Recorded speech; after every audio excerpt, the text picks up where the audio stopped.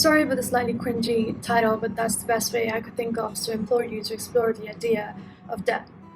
If you were born and raised in a low-income household or even a middle-class household, you've probably been programmed to grow up to think that debt is bad, that credit cards are bad, that you should never take a credit card and always use a debit card.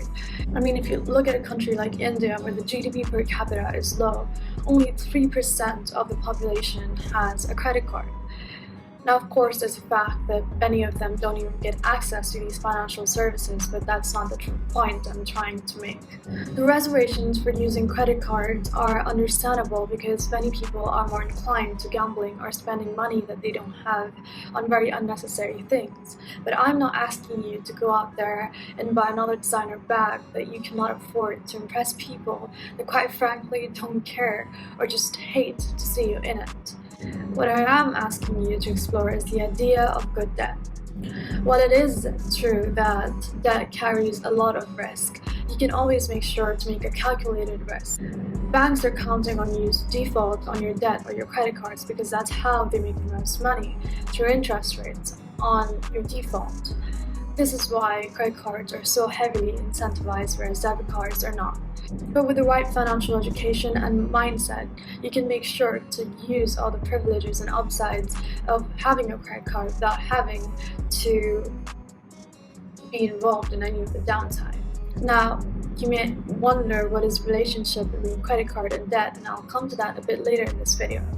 For now, I want you to imagine a business. A 79-year-old man, he has built this very boring business, but he's come to the point where it's generating steady cash flow. It's not growing a lot, but it is pretty solid. Let's just say he has like a sanitary ware business, so nothing too interesting. He's 79 years old, and initially he had planned to pass over this business to his grandson. But his grandson is a TikToker, and he says that, hey, listen, Grandpa, I really appreciate the present and the thoughtfulness, but I'm just not interested in running this boring ordeal. I'm better off making TikToks. So now the grandpa is in a bit of a situation because his business isn't large enough to go for an IPO, and of course not interesting enough for venture capital or private equity even. So what is he gonna do? He has to sell his business. Again, keep in mind that he's 79 years old. Let's imagine that his business is generating 1.5 million per year pre-tax income and 1 million after tax. Now let's quickly go to the drawing board, or I'm gonna be like explaining this on my iPad real quick for some quick arithmetic to make you better understand the situation. So this works. So the business has no debt. All of the debt has been paid off. The pre-tax income is 1.5 million per year. The net and then the tax rate is 1/3 of 1.5 million, which would be, let's just write that down, 500k per year, of course. And the net income is 1 million per year.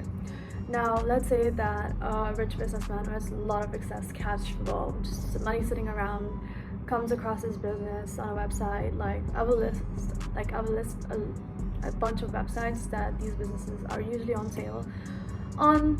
But anyways, this man comes across his business and he decides to offer 10 million to this man to buy his business, of course.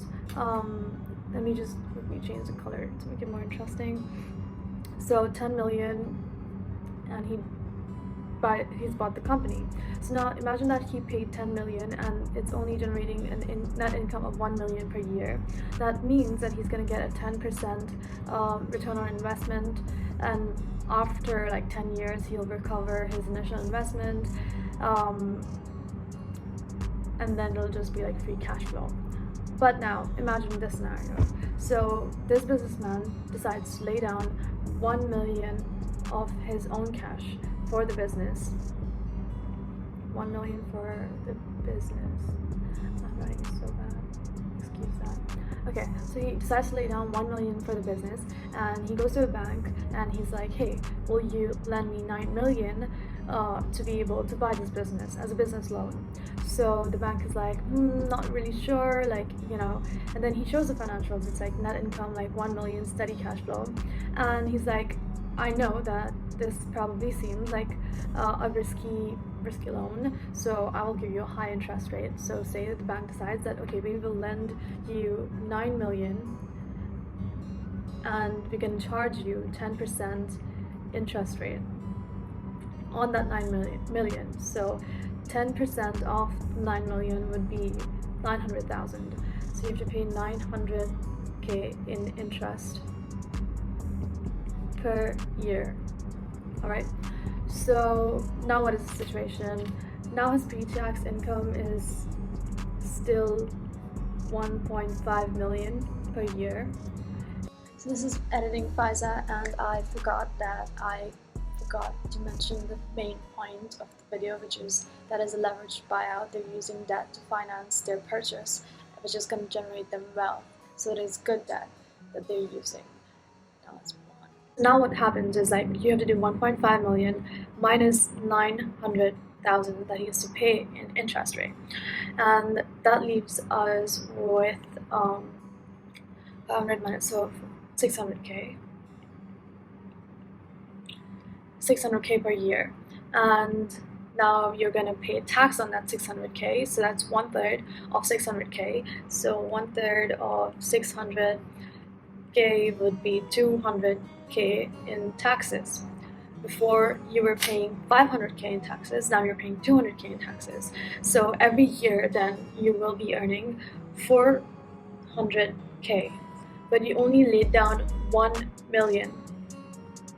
So that suddenly turns into 40% return on investment. Whereas at the start, if you're like paying 10 million, you're only getting 1 million per year. That's like 10%. And just like that, you have multiplied the return on investment. And that is how the rich use your money to get richer. I mean, it's the lower and middle class who are putting their money in a bank, in a savings account, waiting for savings and interest rates. So somehow make them some money eventually, whereas the richer people, or not even the richer people, if you financially educate yourself, then you will be able to do all of this as well. Of course, it's just scratching the surface and it's very basic and overly simplified, but it is the basic mechanism. And I hope I was able to give you a rough idea. Just by using debt, not only was he able to get a better return on investment, he was also able to do some sort of tax avoidance. Just to be clear, I'm talking about tax avoidance, not tax evasion. Tax avoidance is completely legal. It is taking actions to lessen your tax liability and maximize after-tax income, which is completely legal. I mean, it is a complex world. I myself am studying economics at university and I'm not taught any of this, so I understand that it can be hard to grasp, which is why I decided to start making these videos to simplify these topics, so you at least have a place to start your financial education journey from, and hopefully reach your financial goals faster and easier. If you do enjoy these types of videos, make sure to let me know, or let me know if you would like me to go over another topic. I would really appreciate if you subscribe or like this video. Back to the video. Businesses like these are on sale quite often on websites like Biz Buy Sell, Empire Flippers. Now you can also apply this to real estate, but I'm not talking about taking on mortgage to buy a house that you can live in, but rather buying a estate that can generate cash flow, like a 32-door rental apartment. So essentially, your renters will be generating enough cash flow for you to be able to pay off the mortgage, and then eventually down the line just be able to generate free cash flow. Good debt is debt that helps us build wealth, and that is what today's video was about. Good debt is when you spend it on things that generate you more income than you pay interest. Remember the maintaining a good credit score thing that I mentioned earlier in the video? Well, that would help you prove to a bank that you are a reliable lender and that you will pay back your debt, which will help you negotiate cheaper interest rates and thus making taking on debt cheaper for you, which is of course more beneficial for you. I can do another video on what exactly is a credit score and how to maintain and build one. So I hope this video was able to provide you with some meaningful insight and helped you in some way, and thank you for watching. Hope to see you in the next video. Bye.